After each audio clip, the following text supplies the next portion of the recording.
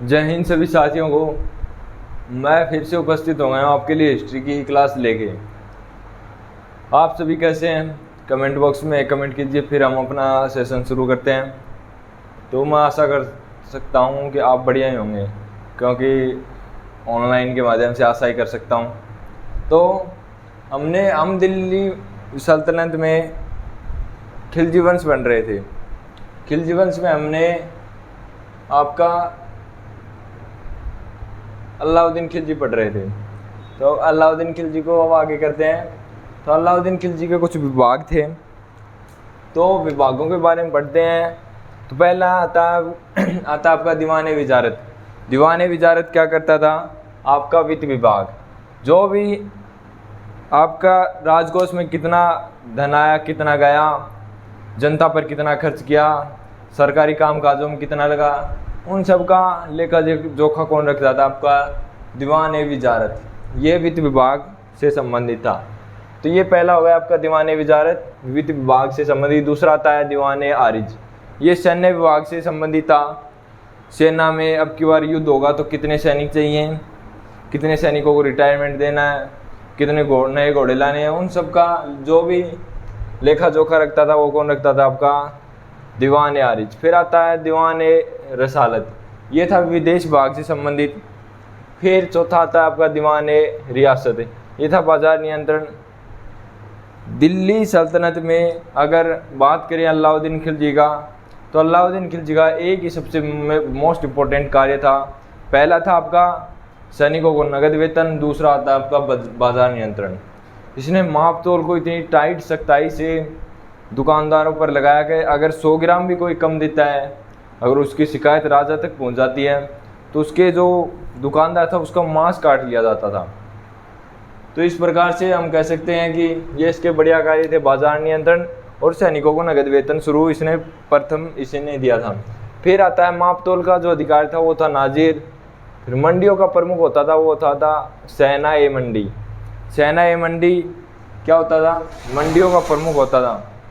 फिर आता है गुप्तचर विभाग। इसका ये एक और मोस्ट इम्पोर्टेंट कार्य था कि इसने गुप्तचर विभाग, जो गुप्तचर थे वो अपने राज्य में अपने प्रजा के अंदर लगा रखे थे कि कोई व्यक्ति मेरी हत्या करना या फिर मेरे खिलाफ कोई षड्यंत्र तो नहीं रच रहा है। तो इस प्रकार का जो भी इसकी खबर देता था वो होता था गुप्तचर विभाग, और उसका प्रमुख होता था बरीद।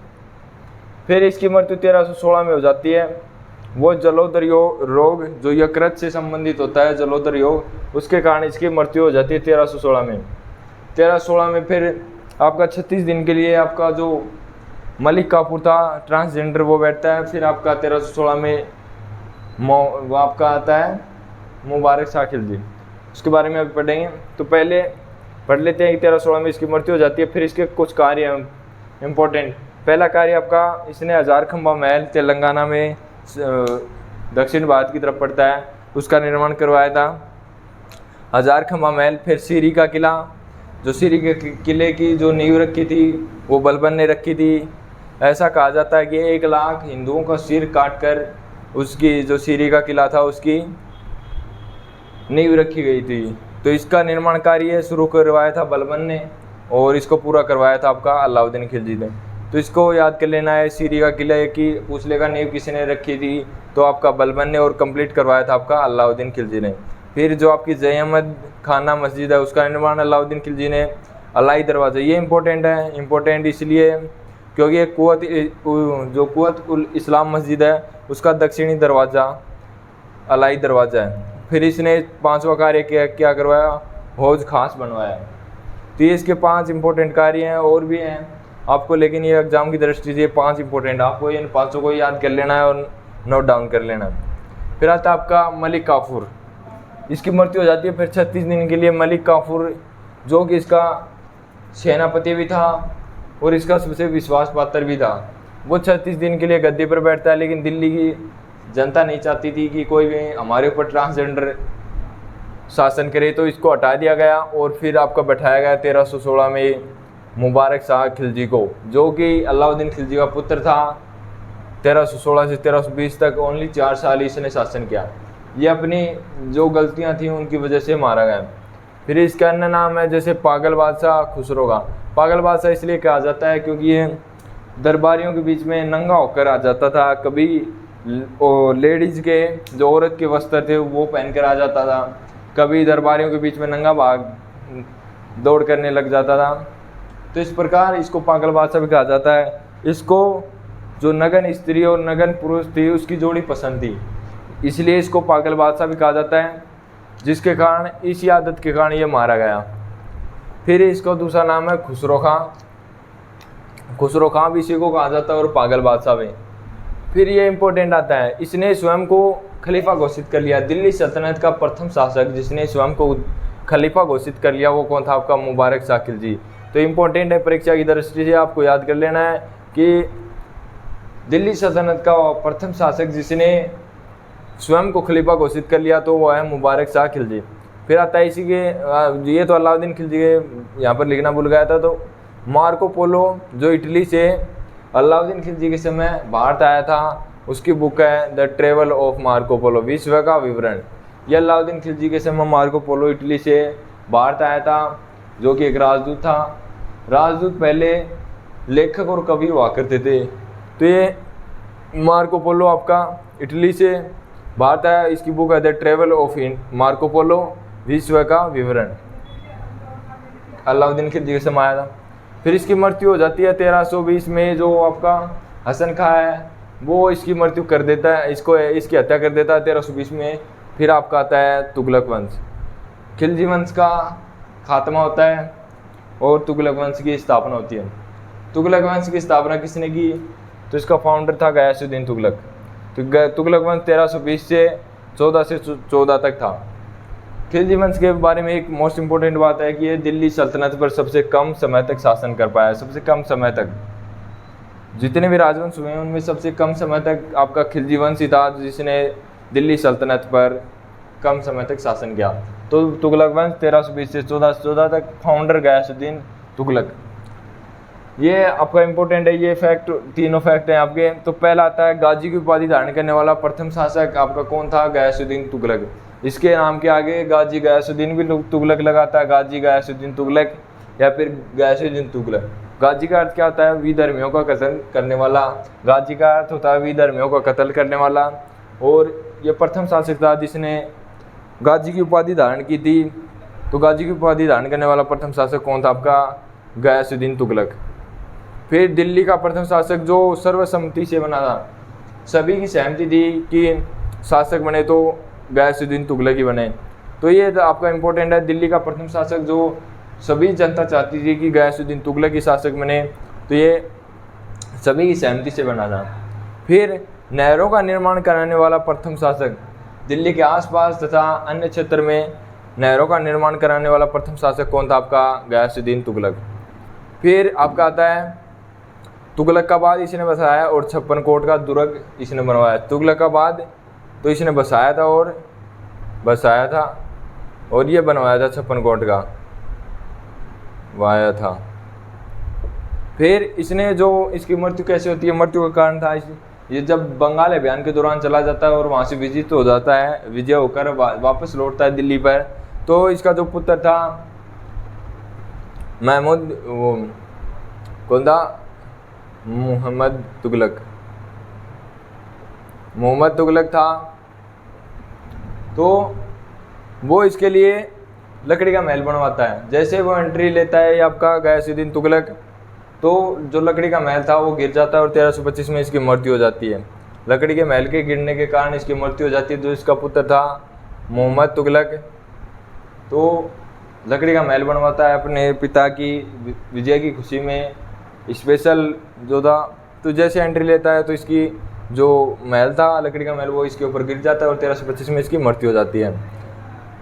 इसके मृत्यु के बारे में एक और फैक्ट है कि जो ओलिया था दिल्ली में एक गुरु हुआ करता था ओलिया, उसने जब ये गयासुद्दीन तुगलक विजय होकर वहाँ से चलने वाला था तो तुगलक ने दिल्ली एक चिट्ठी भिजवाई तो ओलिया के पास कि ओलिया जब तक मैं दिल्ली में पैर रखूं तो उससे पहले तुम छोड़कर चले जाना।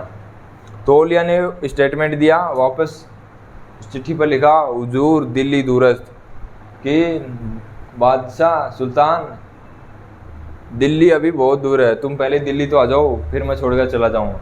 तो ऐसा इसके जो मृत्यु है उसके बारे में एक स्टेटमेंट है जो औलिया ने दिया था, दिल्ली हुजूर दिल्ली दूरस्थ। तो वो दिल्ली कभी पहुंच ही नहीं पाया। तो ये था आपका गयासुद्दीन तुगलक। फिर अभी पढ़ेंगे मोहम्मद तुगलक के बारे में। तो अब आगे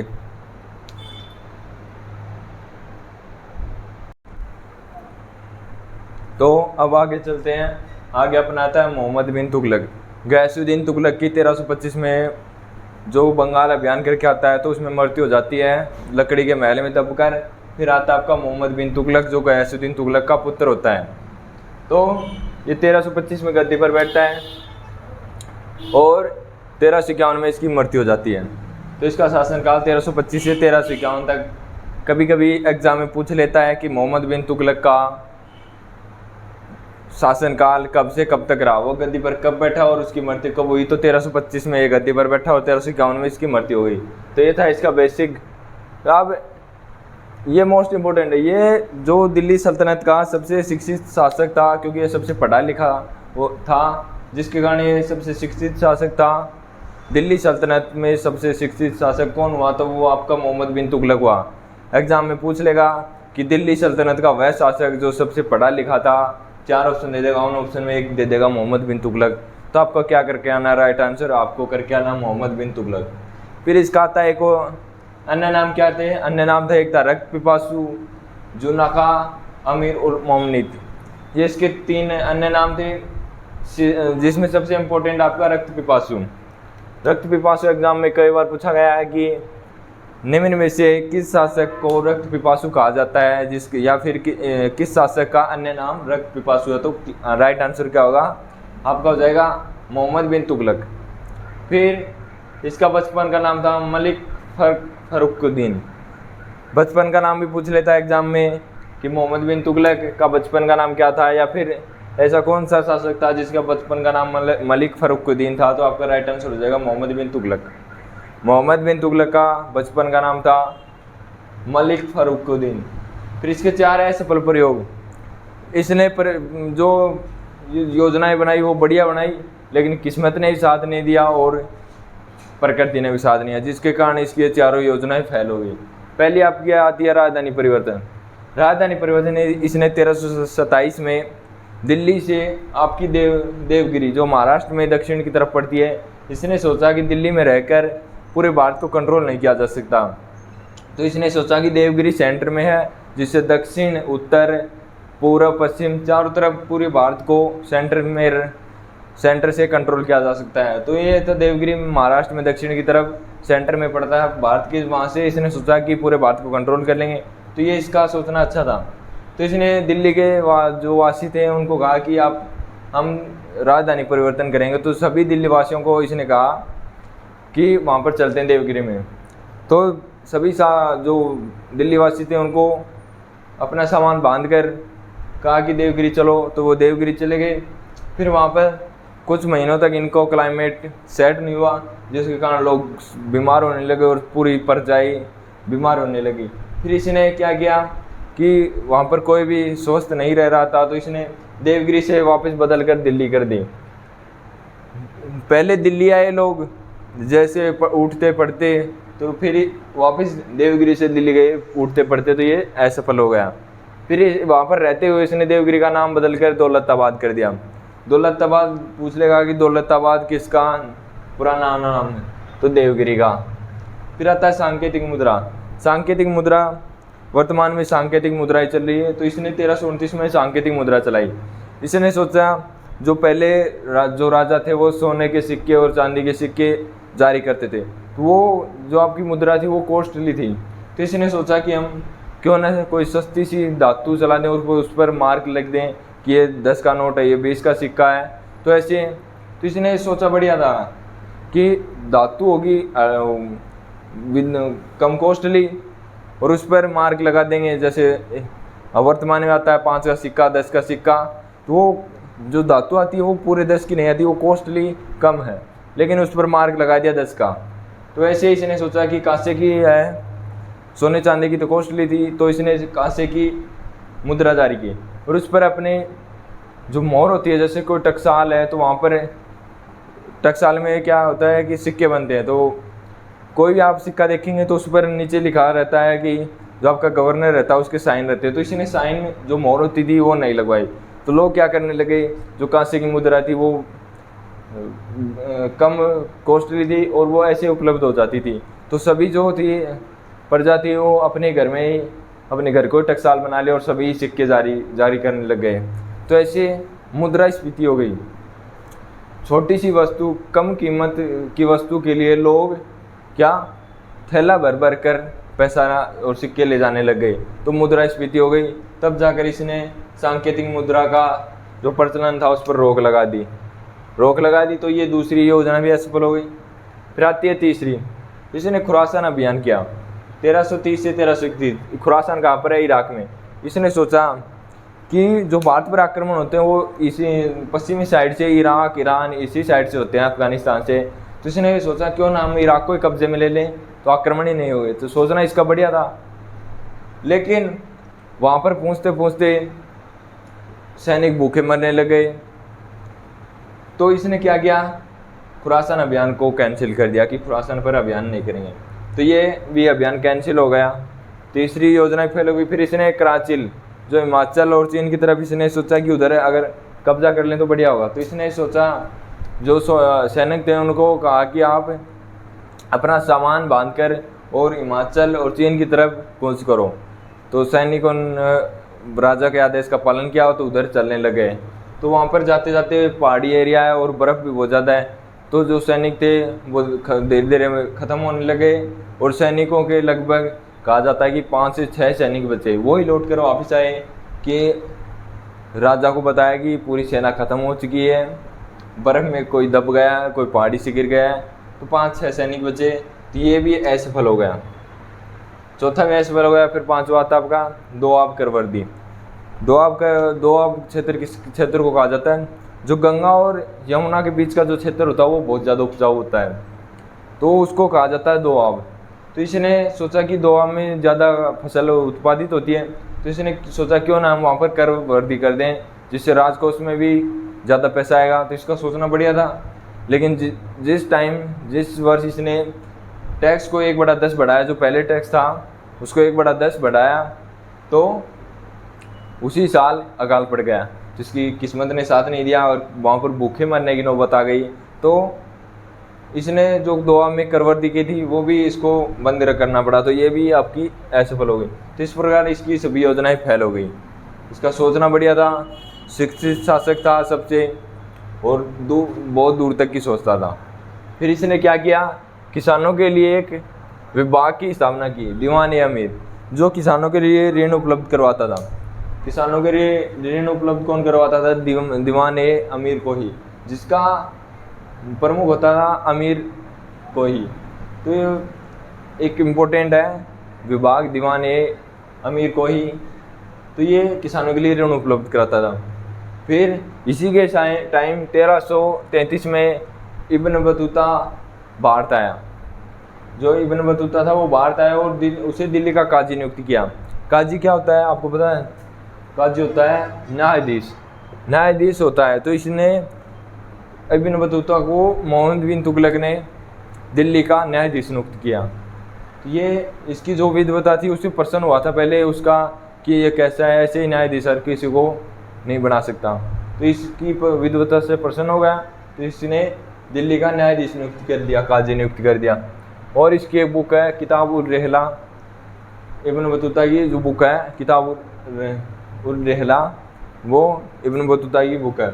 फिर इसको 1341 में चीन भेज दिया, वापस अपना राजदूत बनाकर चीन भेज दिया। फिर आता है इसी के समय 1336 में राय बंधुओं में पहला आता है हरिहर राय और बुक्का राय। इन दोनों भाइयों ने मिलकर विजयनगर साम्राज्य की स्थापना की।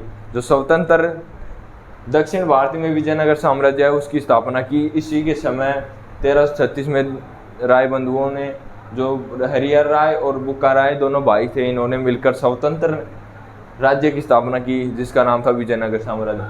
फिर इनकी राजधानी थी हम्पी और इनके गुरु थे हरिहर राय और बुक्का राय के विद्याधर।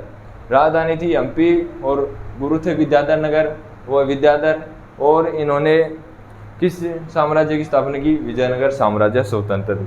फिर इसी के समय 1337 में हसन गंगू ने जो बहमनी साम्राज्य है उसकी स्थापना की।